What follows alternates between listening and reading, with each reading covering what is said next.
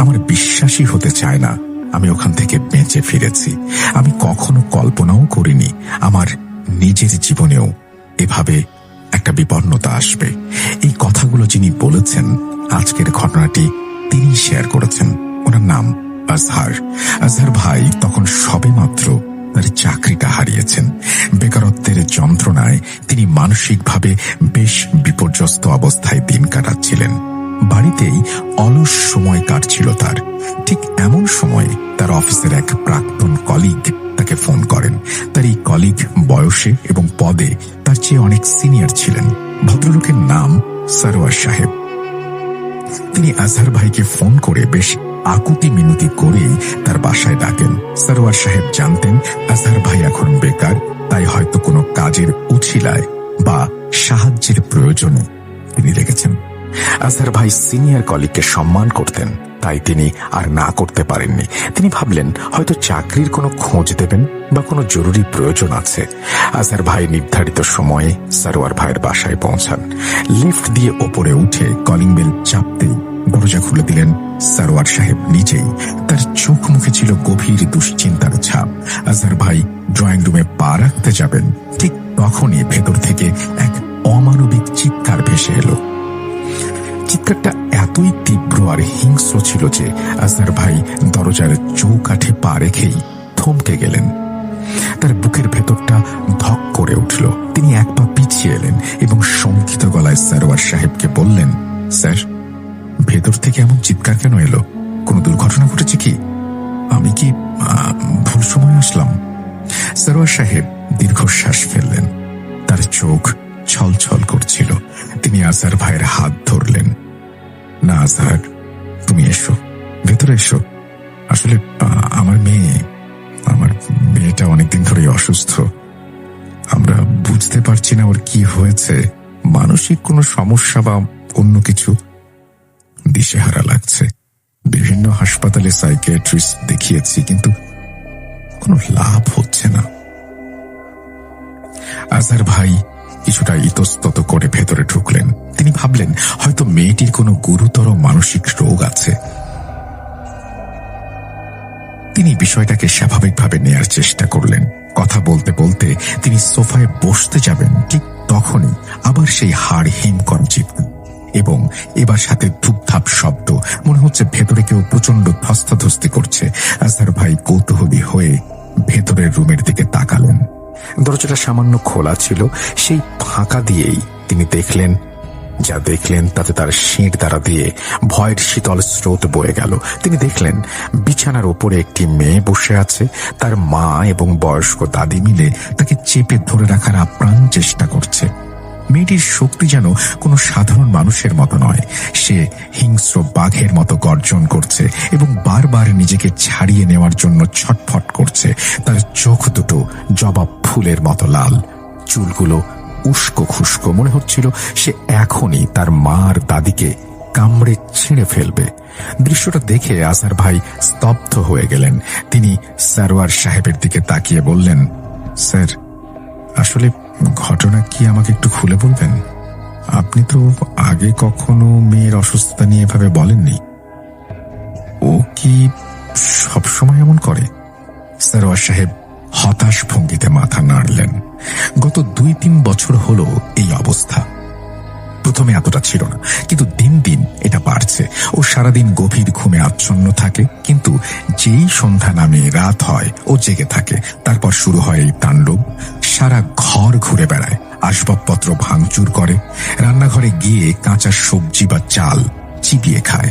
আর ওর গলার স্বর তুমি শুনলে ও সম্পূর্ণ অন্য ভাষায়, অন্য স্বরে কথা বলে। আমরা বড় নিউরোলজিস্ট, সাইকিয়াট্রিস্ট দেখিয়েছি, লাখ লাখ টাকা খরচ করেছি। ডাক্তাররা ঘুমের ওষুধ দেন, কিন্তু কোনো কাজ হয় না। আমার সাজানোর সংসারটা নরক হয়ে গেছে। আজহার ভাই চুপ করে শুনছিলেন, কিন্তু তার মন বলছিল এটা কোনো সাধারণ রোগ নয়। কারণ মেয়েটির দিকে তাকালে তার মনে হচ্ছিল ওটা কোনো মানুষ নয়, বরং মানুষের চামড়া পড়া অন্য কোনো সত্তা। মেয়েটি বারবার দরজার দিকে তাকাচ্ছিল। সে বুঝতে পেরেছে আজহার ভাই ওখানে আছে এবং সে আজহার ভাইয়ের উপর আক্রমণ করতে চায়। আজহার ভাই মনে মনে ভাবলেন, আমি এখানে এসেছিলাম কাজের খোঁজে, বা সাহায্যের আশায়, কিন্তু এখন তো দেখছি আমি নিজেই মহা বিপদে পড়ে যাচ্ছি। তবু ভদ্রতার খাতিরে তিনি উঠে গিয়ে সরওয়ার সাহেবকে সাহায্য করার চেষ্টা করলেন। তিনি ভাবলেন মেয়েটিকে হয়তো একটু শান্ত করা দরকার। তিনি যেই রুমের দিকে পা বাড়ালেন, মেয়েটি হঠাৎ অদ্ভুতভাবে শান্ত হয়ে গেল। তারপর আজহার ভাইয়ের দিকে তাকিয়ে পুরুষালী ভারী গলায় চিৎকার করে উঠল, বের কর, এই ছেলেকে এখনই বের কর, কেন এসেছে এখানে?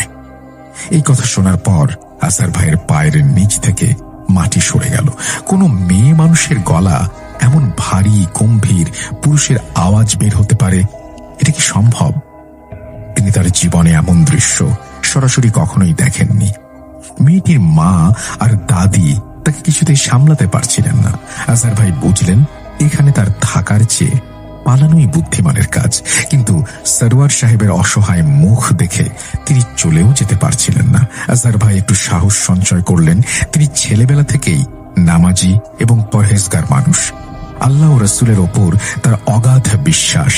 তিনি নিয়মিত 5 ওয়াক্ত নামাজ পড়েন এবং সকাল সন্ধ্যা দোয়া ও জিকির করেন এবং টুকটাক রুকাইয়ার কাজও তিনি করে থাকেন। তার মনে হলো এখানে নিশ্চিত কোনো শয়তানি শক্তির প্রভাব রয়েছে। তিনি সরওয়ার সাহেবকে বিনীতভাবে বললেন, স্যার, আপনি যদি কিছু মনে না করেন তবে একটা কথা বলবো। সরওয়ার সাহেব বললেন, বলো বাবা, যা বলতে চাও বলো। আজহার ভাই বললেন, স্যার, আমার মনে হচ্ছে আপনার মেয়ের সমস্যাটা শারীরিক বা মানসিক নয়, এটা আধ্যাত্মিক কোনো ঝামেলা হতে পারে, মানে বদজিন বা কোনো খারাপ বাতাসের আসর। সরওয়ার সাহেব প্রথমে একটু চুপ করে রইলেন। তিনি এবং তার স্ত্রী দুজনেই বেশ আধুনিক মানসিকতার মানুষ, কুসংস্কারে বিশ্বাস করেন না। বিশেষ করে তার স্ত্রী অর্থাৎ মেয়েটির মা এসব ঝাড়ফুঁক একদমই পছন্দ করেন না। তিনি এক সম্ভ্রান্ত পরিবারের মেয়ে, বেশ পড়া ধাঁতের মানুষ। কিন্তু পরিস্থিতির চাপে পড়ে সরওয়ার সাহেব বললেন, স্যার, সত্যি বলতে কি আমারও মাঝে মাঝে এমন সন্দেহ হয়, কিন্তু আমার স্ত্রী এসব বিশ্বাস করতে চায় না। ও মনে করে এটা হরমোনাল ইমব্যালেন্স বা সাইকোলজিক্যাল ডিসঅর্ডার।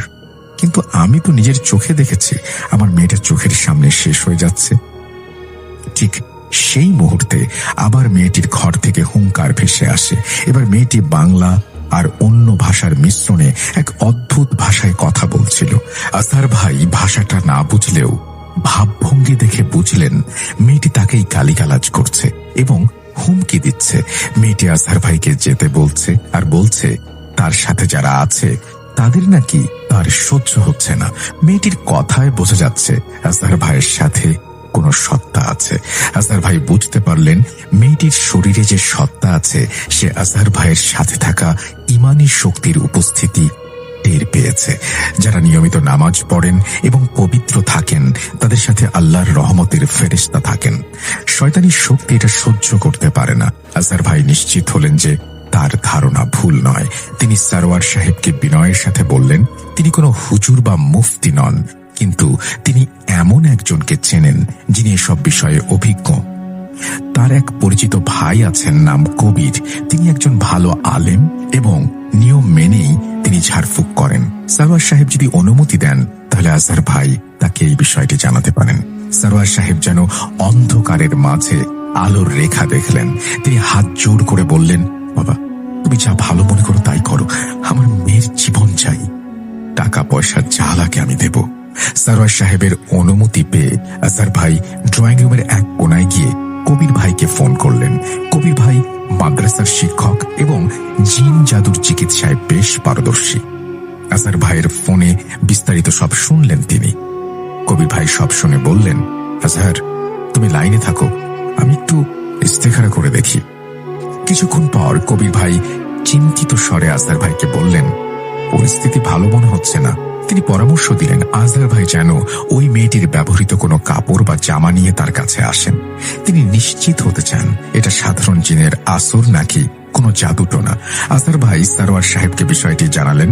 সরওয়ার সাহেব চুপচাপ ভেতরে গেলেন এবং ওয়াশিং মেশিন থেকে মেয়ের একটি টি শার্ট নিয়ে এলেন। আজহার ভাই টি শার্টটি নিয়ে দ্রুত কবির ভাইয়ের মাদ্রাসার উদ্দেশ্যে রওনা হলেন। সরওয়ার সাহেবও সাথে যেতে চাইলেন, কিন্তু আজহার ভাই ওনাকে বাসায় থাকতে বললেন। তিনি বললেন, ভাবি একা সামলাতে পারবেন না, তিনি যেন বাসাতেই অবস্থান করেন। আজহার ভাই দ্রুত ফিরে আসবেন। প্রায় 1.5 ঘন্টা জ্যাম ঠেলে আজহার ভাই যখন কবির ভাইয়ের কাছে পৌঁছালেন তখন সন্ধ্যা ঘনিয়ে এসেছে। কবির ভাই টি শার্ট হাতে নিলেন। তিনি চোখ বন্ধ করে বিড়বিড় করে কিছু আয়াত পড়লেন। হঠাৎ তার কপালে ঘাম দেখা দিল। তিনি টি শার্টটি হাত থেকে ফেলে দিলেন। সেটা যেন জ্বলন্ত কয়লা। কবির ভাই বললেন, আজহার, এটা কোনো সাধারণ কেস নয়। মেয়েটির ওপরে আশিক জিন ভর করেছে। আজহার ভাই ভয়ে শুকিয়ে গেলেন। এই আশিক জিন মেয়েটার শরীর দখল করে নিয়েছে। এরা মেয়েটিকে মেরে ফেলার প্ল্যান করছে। তিনি কবির ভাইকে জিজ্ঞাসা করলেন, এখন উপায় কি? তিনি কি সেই বাসায় ফিরে যাবেন? কবির ভাই ওনাকে একা যেতে নিষেধ করলেন। তিনিও সাথে যাবেন জানান। তবে এর আগে তিনি তার ওস্তাদ বড় হুজুরের সাথে কথা বলতে চান, কারণ ইফরিত জিনকে তাড়ানো মোটেও সহজ নয়। এরা খুব প্রতিশোধ পরায়ণ হয়। যদি তারা বিন্দুমাত্র অসাবধান হন তবে এরা তাদের এবং মেয়েটির পরিবারের বড় ক্ষতি করতে পারে। ওস্তাদ সব শুনে বললেন, তোমরা এখনই যেও না। আমি কিছু বিশেষ আমল বলে দিচ্ছি। আজ রাতে ওই আমলগুলো করে পানি পড়া তেল পড়া নিয়ে মেয়েটির ঘরে ছিটিয়ে দেবে। এতে জিনটা দুর্বল হয়ে পড়বে। আমি কাল নামাজের পর ওখানে যাব। কিন্তু সারোয়ার সাহেবের ফোন এলো। তিনি কান্নাকাটি করতে শুরু করলেন, আজহার, তোমরা কোথায়? আমার মেয়ে তো কাউকে চিনছে না। পরিস্থিতির ভয়াবহতা বুঝে কবির ভাই আর দেরি করলেন না। তিনি অজু করে নিজেকে এবং আজহার ভাইকে সুরক্ষার মধ্যে আবদ্ধ করলেন। তারপর কিছু দোয়া পড়ে ফুঁ দিলেন। বললেন, চলো আল্লাহর নাম নিয়ে রওনা হই। তারা যখন সারোয়ার সাহেবের বাসায় পৌঁছালেন তখন রাত 10টা। দরজা খোলা মাত্রই এক ভয়াবহ দৃশ্য তাদের চোখে পড়ল। ড্রয়িং রুমের আসবাবপত্র সব উল্টে পড়ে আছে। টিভিটা ভাঙা, কাঁচের টুকরো সারা ফ্লোরে ছড়ানো। মেয়েটির নাম সাদিয়া। সে সোফার উপর দাঁড়িয়ে আছে। তার মুখ দিয়ে লালা ঝরছে আর সে অমানসিক গালিগালাজ করছে। কবির ভাইকে দেখেই সাদিয়া হিংস্র হয়ে উঠল। সে হাতের কাছে থাকা একটা ভারী ফুলদানি ছুঁড়ে মারল কবির ভাইয়ের দিকে। কবির ভাই চট করে সরে গেলেন। ফুলদানিটা দেয়ালে চূর্ণ বিচূর্ণ হয়ে গেল। কবির ভাই উচ্চ স্বরে সূরা পড়তে লাগলেন। একসময় সে কানে হাত দিয়ে চিৎকার করতে লাগলো, থাম থাম, আমি তোদের জ্বালিয়ে দেব, আমার শরীর জ্বলছে। সারোয়ার সাহেব এবং তার স্ত্রী কোনায় দাঁড়িয়ে থরথর করে কাঁপছিলেন। যে স্ত্রী আগে এসব বিশ্বাস করতেন না, তিনি এখন নিজের চোখে মেয়ের এই অবস্থা দেখে পাথরের মতো হয়ে গেছেন। কবির ভাই আজহারকে ইশারা করলেন আজান দিতে। আজহার ভাই সাহস করে উচ্চ স্বরে আজান দেয়া শুরু করলেন। আজানের ধ্বনি শুনে সাদিয়ার ভেতরের সত্তাটি যেন আরো অস্থির হয়ে উঠল। সে থপ করে সোফায় বসে পড়ল এবং অদ্ভুত ভঙ্গিতে হাসতে শুরু করল। সাদিয়া বলতে শুরু করলো, তোরা আমাকে এখান থেকে তাড়াতে পারবি না। আমি এই শরীর পছন্দ করেছি, ও আমার। কবির ভাই গম্ভীর গলায় বললেন, তুমি কে? এই মাসুম মেয়েটাকে কষ্ট দিচ্ছ কেন? আল্লাহর সৃষ্টিকে কষ্ট দেয়া হারাম। বের হয়ে যাও, নইলে আল্লাহর লানত পড়বে তোমার ওপরে। মেয়েটি এবার দ্বৈত স্বরে কথা বলতে শুরু করল, আমি কানিস, আমি সাদিয়ার বান্ধবী। ও আমাকে কথা দিয়েছিল আমরা সবসময় একসাথে থাকব।